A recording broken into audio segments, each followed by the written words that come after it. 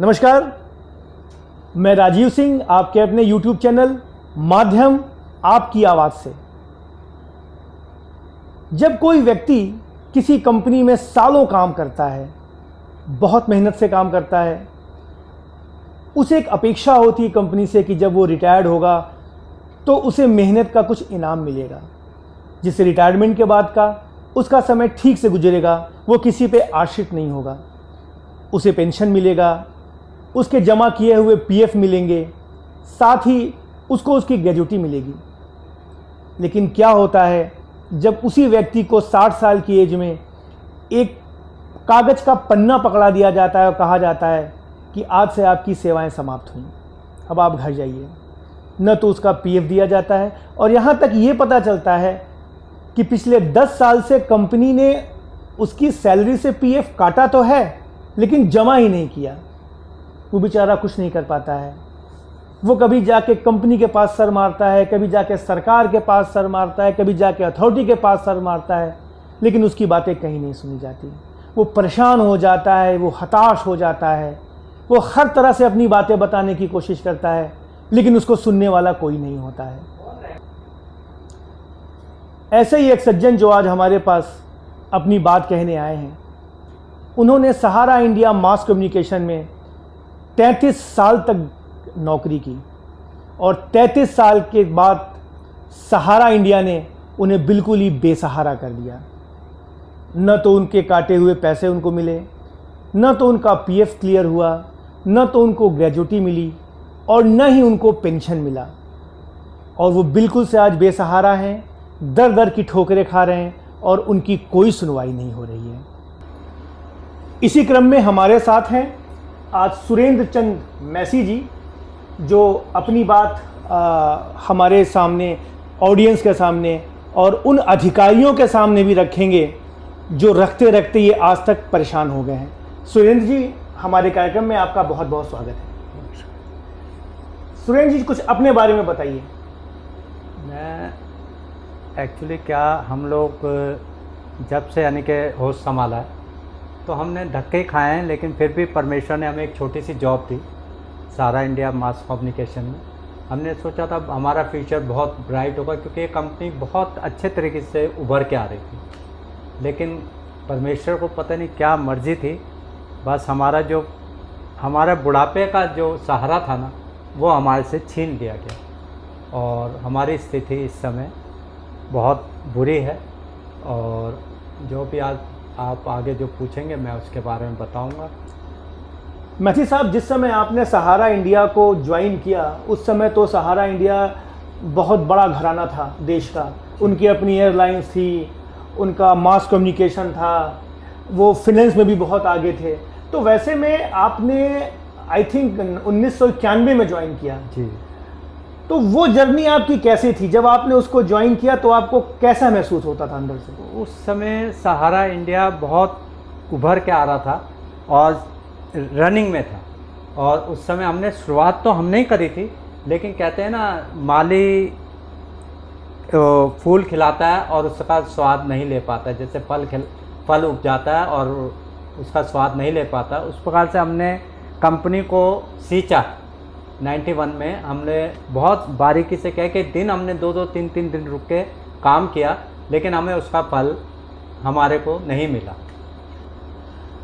तो मैसी साहब, आप क्या हमारे दर्शकों को बताएंगे कि एक्चुअली में आपको समस्या क्या हुई है सहारा इंडिया से? शुरू में तो काफ़ी अच्छा चलता रहा हमारा, जो ये परिवार के रूप में इन्होंने घोषित किया था, सहारा इंडिया परिवार। इसमें बहुत सारी कंपनियां थी और बहुत अच्छा चलता रहा। हमारा पीएफ भी कटता था और रेगुलर जमा होता था।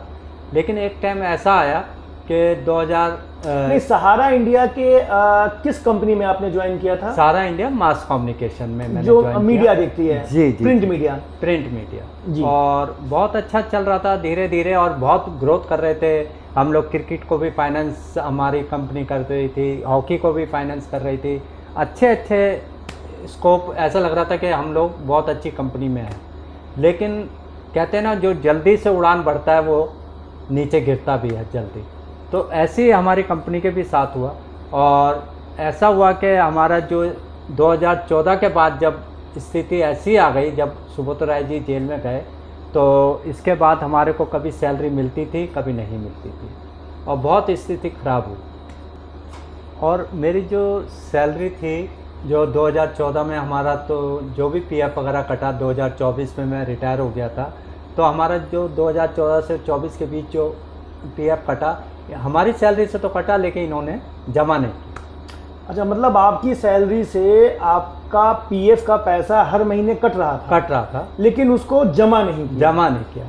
इसके अलावा आपको सैलरी भी हर महीने नहीं मिलती थी? नहीं, हर महीने 3-3 महीने, 6-6 महीने, एक दफ़ा तो 9 महीने नहीं सैलरी मिली, और हमें 10-10, 11-11, 9-9 हज़ार स्टाइपेंड के रूप में हमें सैलरी मिली। लेकिन मान लीजिए कि आपको 9 महीने सैलरी नहीं मिली, लेकिन जब 9वें महीने आपको सैलरी मिली तो एक साथ पूरे 9 महीने का मिला या कुछ दे दिया पैसा? नहीं, 9,000 रुपये पकड़ाए कि वो करना है नौकरी करो, नहीं करना तो जाओ, ऐसे हमें जवाब दिया जाता था कंपनी के अंदर। और हमारी स्थिति ऐसी हो गई कि इस समय बुढ़ापे में कोई हमें नौकरी भी नहीं देता, क्योंकि हमारे 50+ हो चुके थे हम लोग। तो हमारी स्थिति इस समय कंपनी ने बहुत ज़्यादा हमारे लिए जीना बहुत दुर्भर हो गया। मैसी साहब, 2024 में जब आप रिटायर्ड हुए तो रिटायरमेंट के समय कंपनी ने क्या आपको सारा बकाया दे दिया, आपका पीएफ क्लियर कर दिया, आपकी ग्रेजुटी आपको दे दी, क्या सारा कुछ आपका सेटल कर दिया था? नहीं, जब हम रिटायर हुए हमारे को बुलाया गया डिपार्टमेंट में, एक लेटर पकड़ा दिया कि आप 60 साल के हो गए हैं और आपकी सेवा समाप्त हुई, और आप कल से हमारे ऑफिस में मत आइएगा।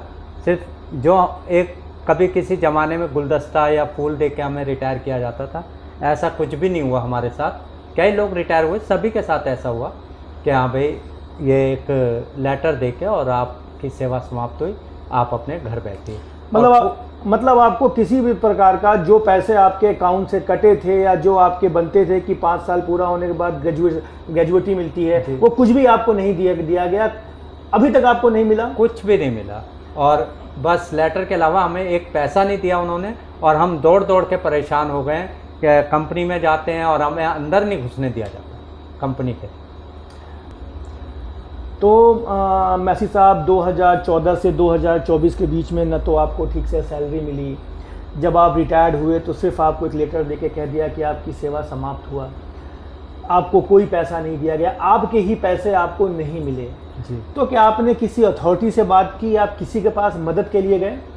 मैं बहुत इधर उधर भागा, कहने को यहाँ पे हमारे जमुना पार के जो एमपी हैं, तो हम हर्ष मल्होत्रा जी, मैं उनके पास कई दिन महीनों चक्कर काटता रहा। उन्होंने भी दौड़ा दौड़ा के फिर एंड में बोला कि आप एक लेटर लिख के वहाँ पे डालिए, ऑनलाइन लेटर डालिए। वहाँ पे भी कोई सुनवाई नहीं हुई, कई महीने मेरे को दौड़ाया, रोज़ मिठाई का डला एक खा के और पानी पी के, चाय पी के मैं आ जाता था। तो बस दौड़ दौड़ के मैं बहुत परेशान हुआ। एंड में मैंने फिर प्रधानमंत्री जी को भी लेटर लिखा, लोगों ने कहा भाई प्रधानमंत्री को लेटर लिखो, लेकिन उस पर भी 2-3 महीने हो गए, कोई सुनवाई नहीं हो गई। श्री नरेंद्र मोदी जी को? नरेंद्र मोदी जी को मैंने भी लेटर लिखा। तो अभी 3 महीने से आपकी कोई सुनवाई कोई नहीं सुनवाई कोई नहीं हो आपको रही। सुन नहीं रहा। मैं बहुत दौड़ दौड़ के परेशान हो गया, क्योंकि भूखे मरने की नौबत आ गई। मैसी साहब, 60 साल की एज के बाद आप सरकार से क्या चाहते हैं, आपकी क्या अपेक्षाएं हैं सरकार से? देखिए, 60 साल के बाद कम से कम सरकार को ये सोचना चाहिए कि 60 साल के बाद, एक तो आयुष्मान कार्ड बनाया सरकार ने, 70 साल तो आजकल 100 में से 5 आदमी पहुंच पाते हैं। जो पुराने लोग हैं वो पहुंच गए, लेकिन आजकल की जनरेशन 70 साल बहुत मुश्किल से 60 साल भी नहीं पहुंच पाती। तो 70 साल इन्होंने बहुत गलत रखा। पहले रेलवे में छूट मिला करती थी, बसों में छूट मिला करती थी, हर जगह, यानी कि बस बैठने किराया पूरा लेते, बैठने को मेट्रो में कहते बैठ जाओ, वो बुढ़े इंसान बैठ जाओ, वो भी कई दफ़ा मिलती है, सीट नहीं मिलती।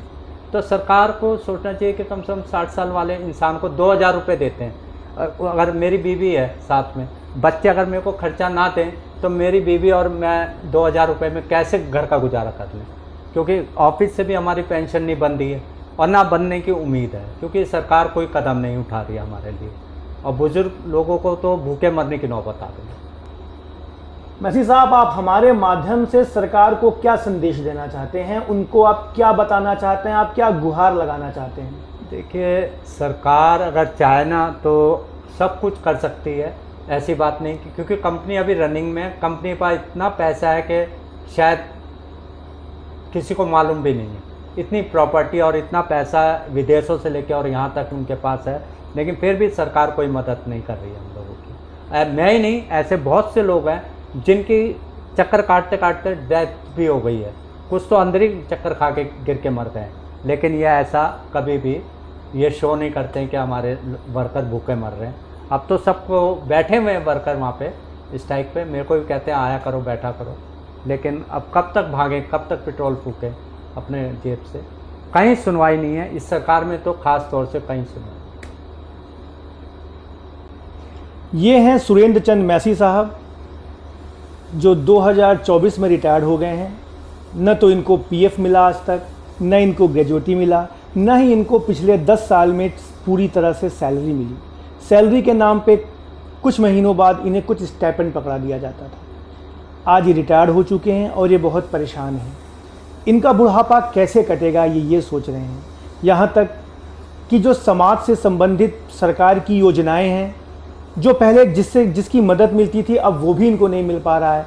न तो आयुष्मान कार्ड इनको मिलता है। सरकार 60 साल में रिटायर तो कर देती है, लेकिन आयुष्मान कार्ड 70 साल में देती है। ये 10 साल का फासला कैसे कटेगा, ये प्रश्न करना चाहते हैं मैसी साहब। और सिर्फ मैसी साहब ही नहीं, मैसी साहब जैसे लाखों लोग ये प्रश्न पूछना चाहते हैं कि सरकार आखिर ऐसे बुजुर्गों के बारे में क्या कर रही है, क्या सोच रही है।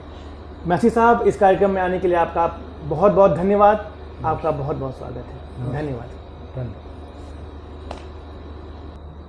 सिर्फ सुरेंद्र चंद मैसी ही नहीं, इस तरह से 60 साल के उम्र में रिटायर्ड होने के बाद इन जैसे कितने ही लोगों को कंपनियों ने बेसहारा छोड़ दिया है, जिनको ये नहीं पता ये क्या करें। कभी ये जाके कंपनी में अपना सर मारते हैं, कभी अथॉरिटीज़ के पास जाते हैं, कभी सरकार के पास अपनी गुहार लगाते हैं, लेकिन इनकी कोई नहीं सुनता। ये बहुत परेशान हैं। इनको 60 साल की उम्र में रिटायर तो कर दिया जाता है, लेकिन इनको सुविधाएं 70 साल में दी जाती हैं। जैसे कि सरकार अपने आयुष्मान योजना की डंका पूरे देश में पीटती है, लेकिन जब तक आप 70 वर्ष के नहीं हो जाते तब तक आपको सुविधा नहीं मिलती। रिटायरमेंट तो आप 60 साल में कर रहे हो, लेकिन सुविधा आपने 70 साल में कर रखा है। कहाँ तक न्यायोचित है ये। रिटायरमेंट के बाद न तो इनके द्वारा ही जमा किया हुआ इनको पीएफ मिलता है, न इनको ग्रेजुएटी मिलता है, न ही इनको पेंशन मिलता है। दर दर की ये ठोकरें खाते हैं और अपने बच्चों पे आश्रित होते हैं, या इनको जगह जगह हाथ फैलाना पड़ता है। सरकार को चाहिए कि इनकी गुहार को सुने, इस पे काम करे। रेलवे ने भी 60 साल के बाद जो कंसेशन मिलता था वो भी बंद कर दिया है। 60 साल के बाद सरकार किसी भी तरह की सुविधा जो इन लोग को देती थी धीरे धीरे बंद करती जा रही है या बंद कर दिया है। ऐसे कैसे चलेगा, क्योंकि कंपनियों ने इनको बेसहारा छोड़ दिया है और सरकार के पास इनकी कोई सुनवाई नहीं है। हम सरकार से और अथॉरिटी से ये दरख्वास्त करते हैं, ये प्रार्थना करते हैं कि इनकी सुने, क्योंकि आज के दिन में ये बेचारे आश्रित हो गए हैं अपने बच्चों पे। इनका कोई देख रेख करने वाला नहीं है। सरकार को इस पे कुछ ना कुछ ज़रूर कदम उठाना चाहिए। आपको हमारा ये प्रोग्राम कैसा लगा, कमेंट बॉक्स में लिख के हमें ज़रूर बताइएगा। आपके सुझाव हमारे लिए मार्गदर्शन का काम करेंगे। आपसे विनती है कि अगर आपको हमारा कार्यक्रम अच्छा लगा तो इसे सब्सक्राइब करना और लाइक करना ना भूलें। नमस्कार, धन्यवाद।